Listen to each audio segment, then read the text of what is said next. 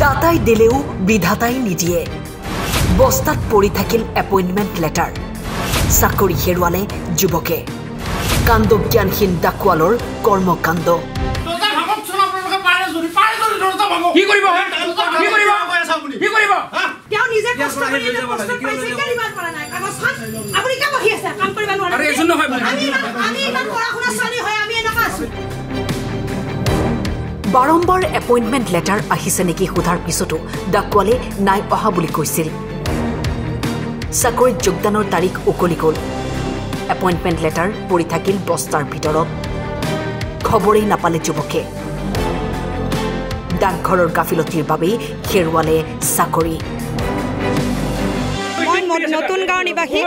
মই হৰে কৃষ্ণ নামৰ ল'ৰাজনে যিটো চাকৰি পাব লাগিছিল ইমান দিনৰ আগত বস্তাৰ ভিতৰত এপইণ্টমেণ্টটো থৈ দিছে কিয় থবতে হ'ব এপইণ্টমেণ্টটো বস্তাৰ ভিতৰত হা তেওঁৰ ইমান অধিকাৰ হ'ল নেকি এপ্লিকেশ্যন ফৰ্ম আহিছে তেওঁ আমি এইটো পোষ্ট অফিচ নহয় পোষ্ট অফিচৰ মানুহে গৈ কেনে মানুহৰ ঘৰত দিব লাগে বস্তুটো ইয়াত বিচাৰি আহিব লাগে নেকি হা এপইণ্টমেণ্ট লেটাৰ আৰু আজি তেওঁ চাকৰিটো নাইকিয়া হ'ল এমাহৰ আগত কিমান দুখৰ বিষয়টো আমিওতো পঢ়া শুনা ছোৱালী আমি BA পাছ কৰিছোঁ আমাৰ ইচ্ছা আছে নে নাই চাকৰি পাব আছে না আমি এতিয়া ল'ৰাটোক স্কুললৈ লৈছোঁ আজি মোৰ দুখ লাগিছে কাৰণ সেই ল'ৰাটোৱে মোৰ তাৰ পৰা দোকানৰ পৰা মোৰ দুখ লাগিছে মই ইয়ালৈ আহিছোঁ মই অকলে মাইকী মানুহ হৈ ইয়ালৈ আহিছোঁ কিয় আহিছোঁ মোৰ মনত বেদনা লাগিছে কাৰণ মই কষ্ট কৰি ঘূৰি আছোঁ চাকৰিৰ কাৰণে কিন্তু মোৰো কিজনী এপ্লিকেশ্যন ফৰ্ম আহিছে ইয়াতে পেলাই ধৰিছে ময়ো কিজনী পোৱা নাই হয়নে নহয় কওকচোন হয়নে এতিয়া তেওঁ এতিয়া চাকৰি নাপালে কিমান দুখ লাগিছে তেওঁ কান্দি দিছে সেই ল'ৰাজনে দুখীয়া ঘৰৰ ল'ৰা চাকৰি পাব এতিয়া মই তেওঁক এটা হেৰি কৰিছোঁ যে তেওঁ দিলীপ শইকীয়াৰ তাত যাওক দিলীপ শইকীয়াৰ দ্বাৰা তেওঁ বিধায়কৰ তাত যাওক তাৰপিছত তেওঁ হেমন্ত বিশ্বৰ ওচৰত কৰি তেওঁ চাকৰিটো লওক মই এইটোৱে ৰিকুৱেষ্ট কৰিছোঁ আপোনাক চৰকাৰক মই এইটোৱে আহ্বান জনাইছোঁ যে হেমন্ত বিশ্ব ছাৰে তেওঁক যেনেতে দুখীয়া ঘৰৰ ল'ৰাটোক চাকৰিটো দি দিয়ে তেওঁৰ চাকৰিটোৱে SSB ওদালগুৰি জিলাৰ কৌপাতিৰ উপডাকঘৰত ঘটিল এই আজব ঘটনা SSB GD কনিষ্টবল পদত যোগদানৰ বাবে স্পীড পোষ্ট যোগে আহিছিল পত্ৰ জামিনা বেগম নামৰ পোষ্টমাষ্টাৰে এপইণ্টমেণ্ট লেটাৰখন যুৱকজনৰ ঠিকনাত দি আহিব লাগিছিল যদিও পত্ৰখন প্ৰদান নকৰি কাৰ্যালয়তে থৈ দিয়াৰ অভিযোগ যাৰ বাবে আজি চাকৰি পায়ো হেৰুৱালে যুৱকজনে ঘটনাটো মানে এইটো চাকৰিটো 2018 মই এইটো SSC GDৰ আছিলে তাতে সিলেকশ্যন কৰিছে SSBত মোক এতিয়া কোৰ্ট কেছ কৰি জিকিছিলোঁ তাৰপিছত এপইণ্টমেণ্ট আহিছে আপোনাৰ ইয়াতে 26 মাৰ্চত আহিছিলে অহাৰ পিছত মই ইয়াতে খবৰ লৈছোঁ মই কৈছোঁ যে মোবাইল নম্বৰ নাথাকিব পাৰে পিয়নক মোৰ অমুক নাম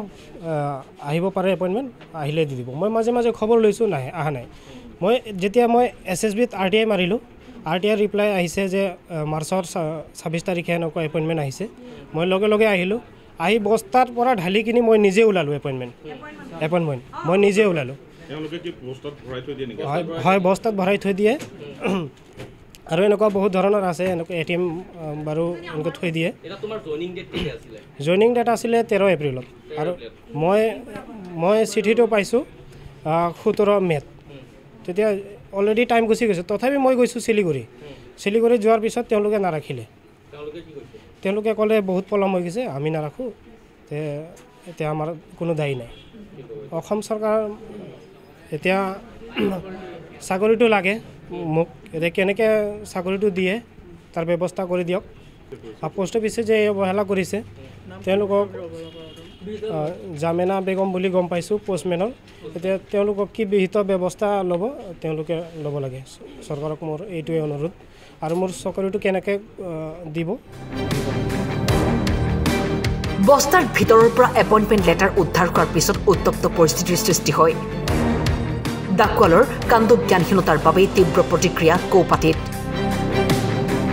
চাকৰি হেৰুৱা যুৱকৰ ক্ষোভ চাকৰিটো লাগে মোক কেনেকৈ ব্যৱস্থা কৰি দিয়ে দিয়ক ঘটনাটো আচলতে মই জ্ঞাত নহয় এই যোৱাকালি ল'ৰা এজন আহি কৈছে তেওঁ চিঠি এখন পোৱা নাই বুলি চ' মই পিয়নক লগে লগে ক'লোঁ যে চিঠিখন বিচাৰি দিবলৈ তেওঁ বিচাৰি দিলে কিন্তু তাৰ এতিয়া গম পালোঁ চিঠিখন আগতে অহা আছিলে তেওঁ দিওঁতে কিছু পলম কৰিলে মূল কথা এইখিনিয়ে আচলতে পিয়নে এইটো ক্ষেত্ৰত অৱহেলা কৰিছে জামিনা বেগম এইটো পোষ্টমেনে আচলতে ভুল কৰিছে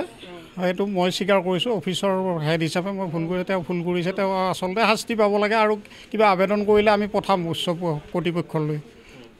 তেওঁ চাকৰি জইন কৰা বেছি দিন হোৱা নাই আচলতে এবছৰ হৈছে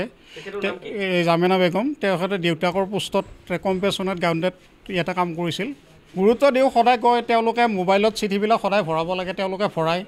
মোবাইলত গোটেই চিঠিয়ে ডেলিভাৰ্ড বুলি গোটেইবিলাক চিঠিয়ে ভৰায় গতিকে 100% বুলি আমি ৰেকৰ্ডত আমি দেখা পাওঁ বেলেগ তেনেকুৱা অভিযোগ কিন্তু পোৱা নাই আমি লিখিত বেলেগ অভিযোগ পোৱা নাই আমি কম তেখেতক অভিযোগ কৰক পিয়নজনৰ বিৰুদ্ধে আমি ঊৰ্ধ্বতম কৰ্তৃপক্ষলৈ পঠাই দিম আৰু এটা কথা আমি ইমান দিনে তেনেকুৱাকৈ আমি কাৰো পৰা এইটো কথা শুনা নাই যে অৱহেলা কৰা নহয় অফিচত